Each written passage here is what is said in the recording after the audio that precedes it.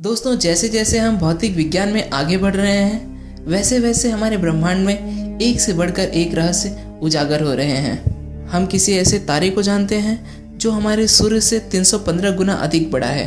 किसी ऐसे प्लैनेट को जानते हैं जो पूरा का पूरा प्लैनेट डायमंड यानी हीरे से बना हुआ है। किसी ऐसी रोशनी के बारे में जानते हैं जो 13 अरब 400 करोड़ साल पुरानी है। चलिए दोस्तों, बात करते हैं ऐसे ही एक रहस्यमय ब्लैक होल के बारे में। मैं हूं आपका दोस्त रोहित और आप देख रहे हैं यूनिवर्स एडवेंचर।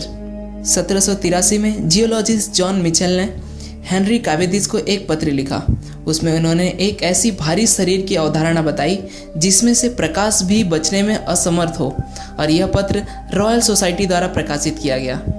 जॉन मिचेल ने ब्लैक होल की कल्पना बहुत पहले ही कर ली थी, लेकिन 19वीं सदी तक डार्क स्टार्स पर इतना ध्यान नहीं दिया गया, क्योंकि तब लोगों की यह मान्यता थी कि प्रकाश द्रव्यमान तरंग रहित है, अतः गुरुत्वाकर्षण पर इसका कोई प्रभाव नहीं पड़ता, यानी ब्लैक होल जैसी कोई चीज़ एग्जिस्ट नहीं होती।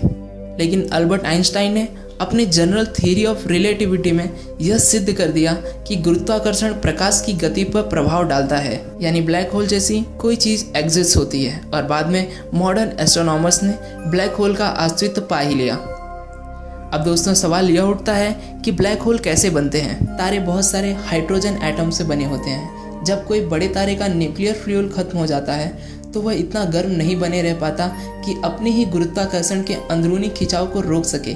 इसलिए बहुत बड़े तारे सिकुड़कर एक ब्लैक होल बन जाते हैं और सिर्फ उस तारे का गुरुत्वाकर्षण बल ही बाकी रहता है। इतना गुरुत्वाकर्षण कि उस तारे से रोशनी भी बाहर नहीं निकल पाती।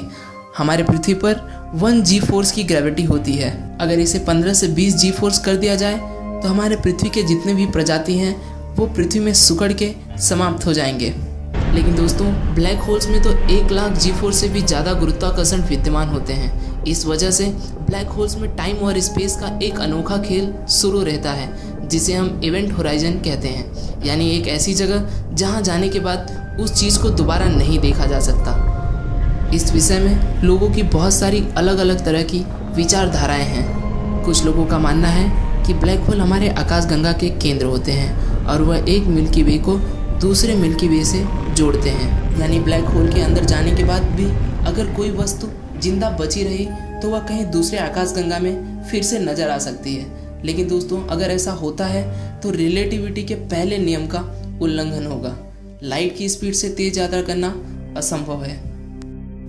अब तक हमने 100 से भी ज़्यादा ब्लैक होल्स ढूंढे हैं और बहुत से आकाशगंगा में हमें एक बहुत बड़ा सा ब्लैक होल मिला है। वैज्ञानिकों का मानना है कि हमारे आकाशगंगा मिल्की वे के केंद्र में भी एक बहुत बड़ा ब्लैक होल हो सकता है, क्योंकि हमारे आकाशगंगा के केंद्र के तारे 4 करोड़ किलोमीटर प्रति घंटे की रफ्तार से आकाशगंगा में चक्कर लगाते हैं, जो हमारे सूर्य की रफ्तार से बहुत तेज हैं। अब दोस्तों, हमारे मन में दूसरा सवाल यह है कि ब्लैक होल्स तो काले होते हैं और उसमें से रोशनी भी नहीं निकल पाती, तो हम कैसे पता लगा पाते हैं ब्लैक होल्स के बारे में।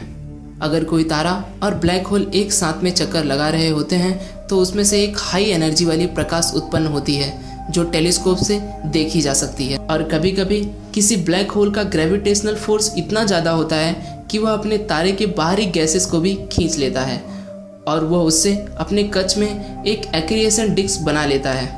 अब इतनी शक्तिशाली गुरुत्वाकर्षण की वजह से वो गैसेस बहुत उच्च तापमान में तपने लगते हैं और उससे एक्सरे लाइट रिलीज होती है, जिसे नासा का स्पेसक्राफ्ट चंद्रा एक्सरे ऑब्जर्वेटरी आसानी से कैप्चर कर लेता है। और एस्ट्रोनॉमर इस एक्सरे लाइट से ब्लैक होल के बारे में और भी महत्वपूर्ण जानकारी इकट्ठा करते हैं। ब्लैक होल्स को खोजने के लिए नासा का spacecraft Chandra X-ray observatory, swift satellite और फर्मी गामा एक्सरे टेलीस्कोप अंतरिक्ष में तैनात हैं।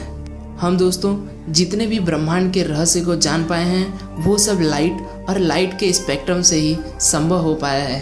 हम विज्ञान के इस युग में जी रहे हैं जहां केपलर और हबल जैसे विशालकाय टेलीस्कोप ब्रह्मांड में नज़र रखे हुए हैं।